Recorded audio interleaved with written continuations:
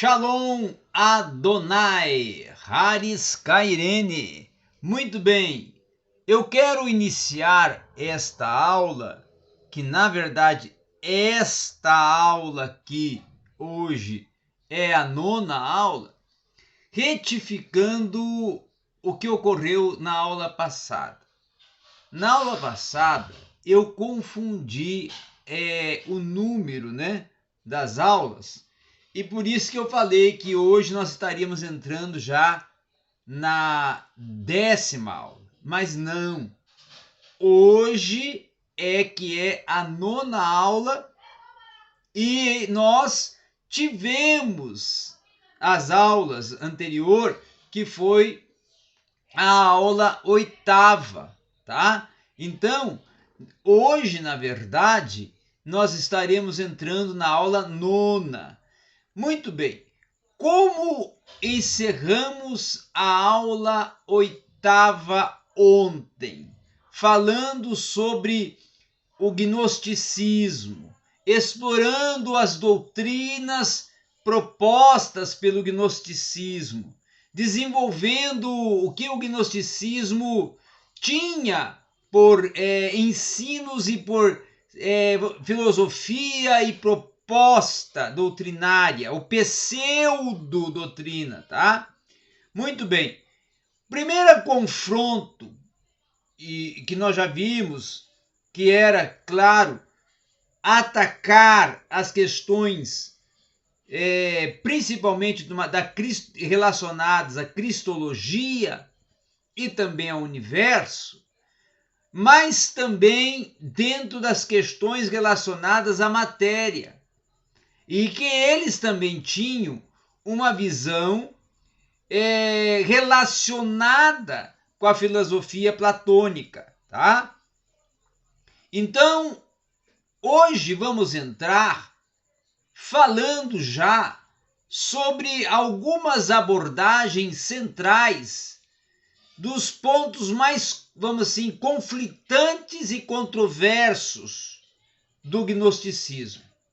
Primeiro ponto, e um dos pontos mais conflitantes que percorreu, que transitou este transitar ou essa transição do primeiro século para o segundo século da igreja, foi o vazio entre Deus e o mundo da matéria, que eles diziam que havia um vazio entre Deus e o mundo da matéria. E eles baseavam-se nesta afirmação, dizendo que esse vazio entre Deus e o mundo da matéria era preenchido pela ideia de um demiurgo, que era para eles uma espécie de emanação de um bem supremo do próprio gnosticismo. Então, essas emanações eram para eles seres com pouco espírito e muita matéria. Já o demiurgo, que para eles era o ser superior, com uma destas emanações tinha bastante de espírito em si para ter um poder criativo e o bastante de matéria para criar um mundo material. E esse demiurgo era identificado pelos gnósticos como o Yahvé do Antigo Testamento, porque eles nutriam, inclusive, a antipatia. Tá? Os conceitos centrais defendidos e apresentados pelo gnosticismo nesse período era pleroma, que era, nesse caso, o desconhecido, verdade, que era, nesse caso, aletheia, logos, nesse caso, era utilizado para sabedoria, para eons, para períodos também, tá? E naus, que era utilizado para pensamento, tá?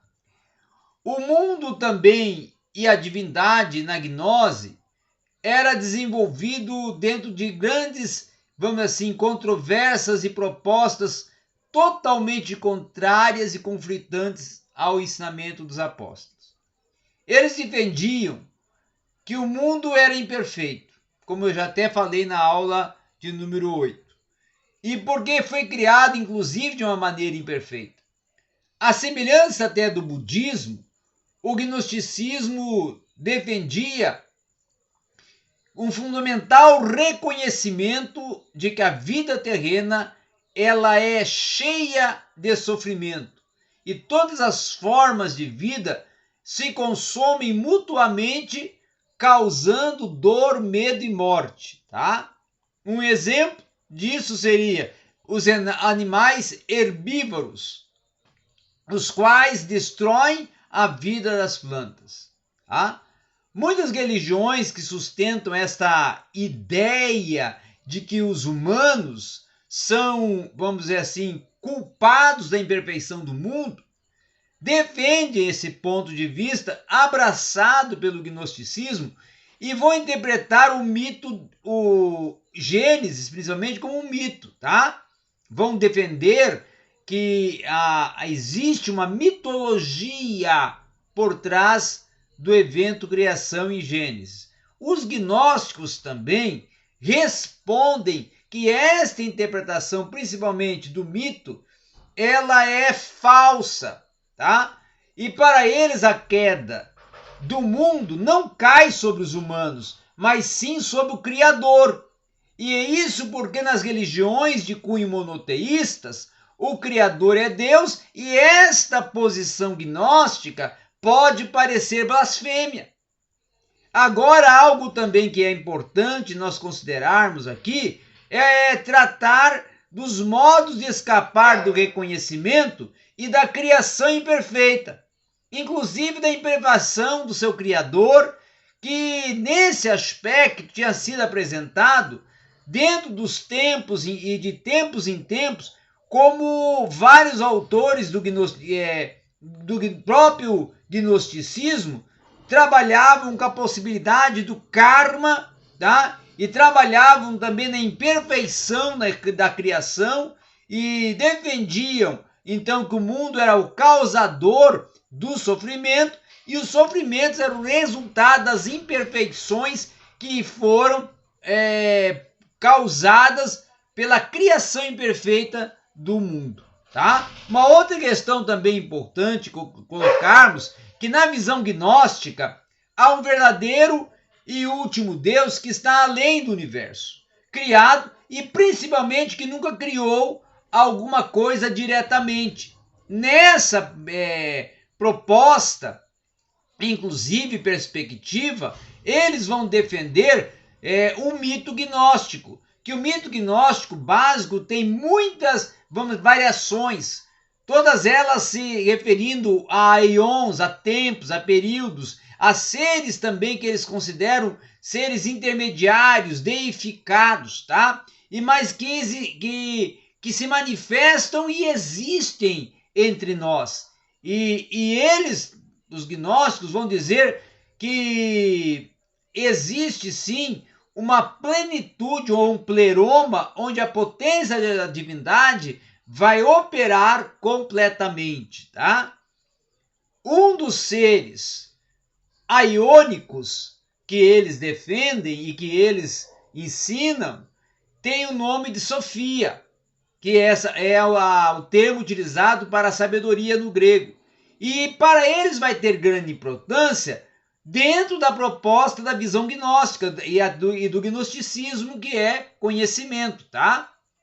Então, para eles, e eles ensinam que Sofia veio emanar de seu próprio ser uma consciência.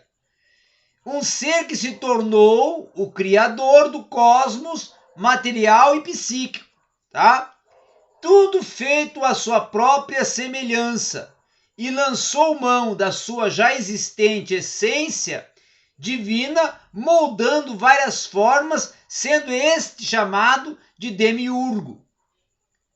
Para alguns gnósticos, nesse sentido, o demiurgo, que para eles seria o Deus criador do universo, vai se opor ao entendimento humano.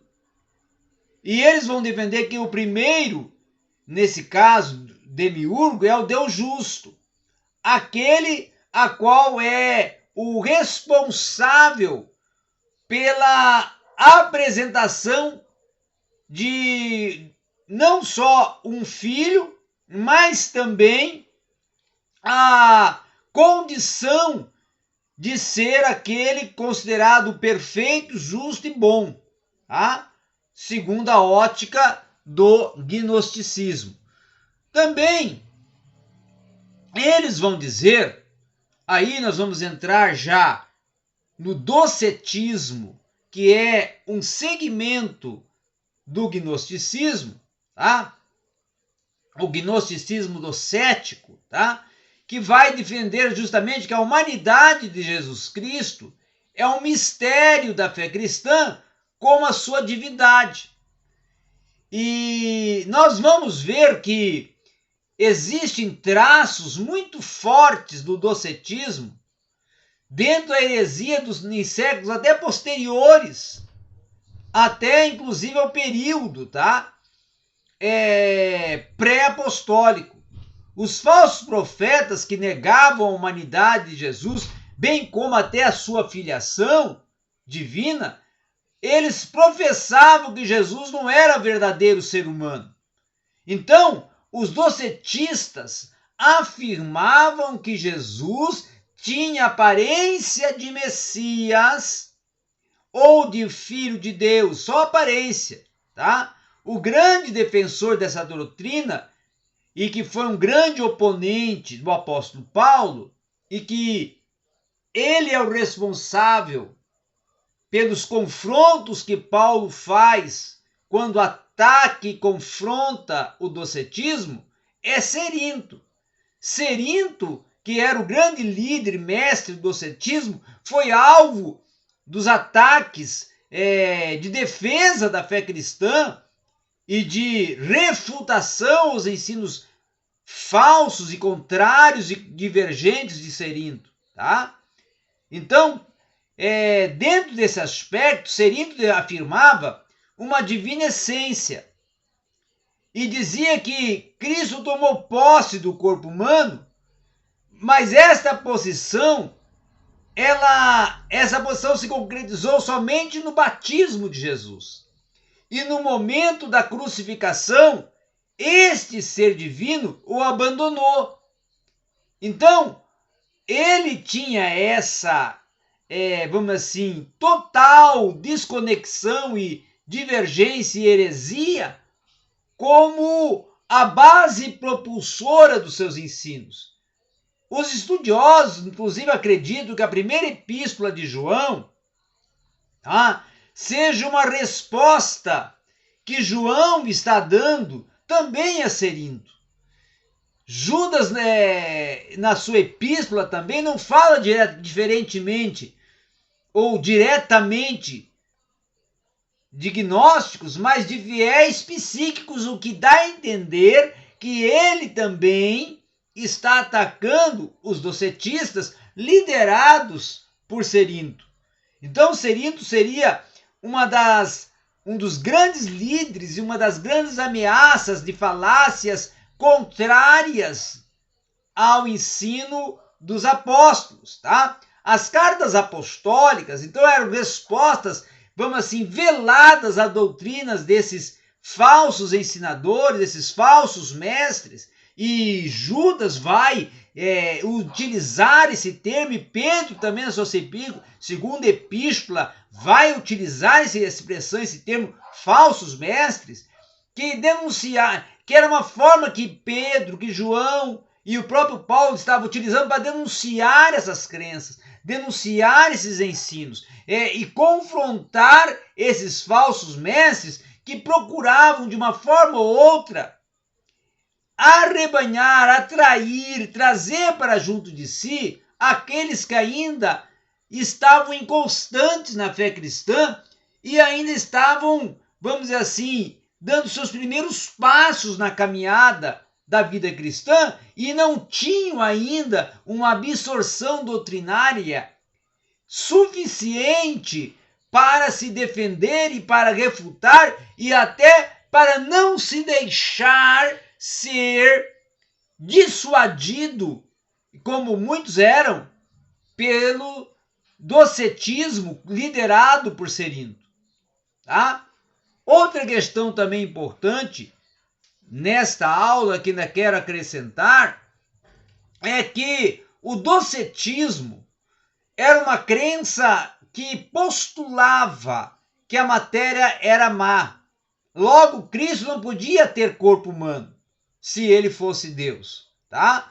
A palavra então veio do termo grego dokeu, justamente para dar a entender, que é a palavra do que eu tenho, de parecer. Então ele tinha um parecer, mas não era Deus. Era semelhante sem ser Deus, sem ter a essência divina. Então, para eles, o homem Jesus era, na verdade, um fantasma, com a aparência de um corpo material.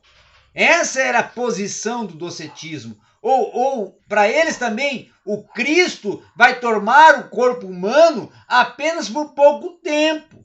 E entre o batismo do homem, Jesus, e o começo do seu sofrimento na cruz, então, automaticamente essa essência que eles consideravam divina, que Cristo estava assumindo o corpo humano, sai do corpo, não está mais, não vai abandonar o corpo humano, vai abandonar a Cristo, tá? Não vai estar mais com Cristo.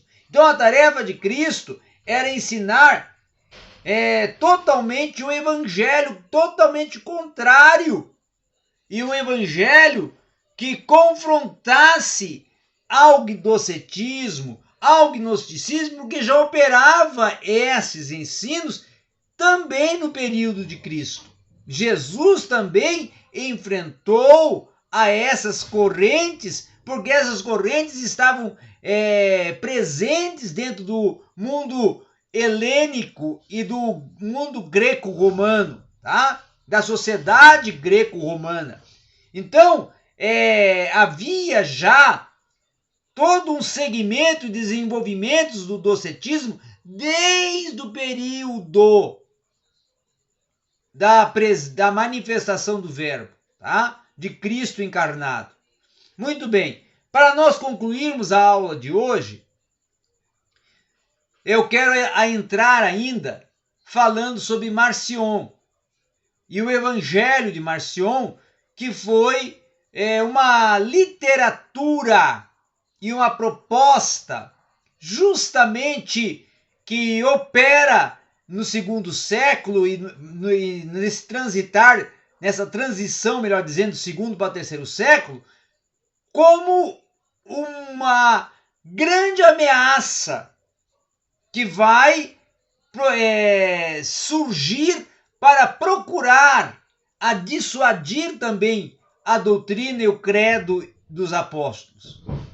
Então, dentro dessa proposta, o Evangelho de Marcion, ele foi influente. E Marcion quem era? Era um influente mestre cristão, tá? Fundador de uma escola gnóstica, rival totalmente ao cristianismo, claro, que era adepto do gnosticismo, era rival do cristianismo, nascido este em Sinop, na Ásia Menor, no ano 144 depois de Cristo, tá? Ele foi expulso de Roma por causa dos seus ensinos e fundou ali uma nova igreja, a qual vai crescer rapidamente e vai perdurar até o quinto século, tá? E ele vai ser responsável por ensinar um dualismo que é a base teológica do gnosticismo, tá? Nós vamos entrar na 10ª aula, dando continuidade aos ensinos de Marcion, para depois que nós tratarmos sobre Marcion, aí entrarmos dentro de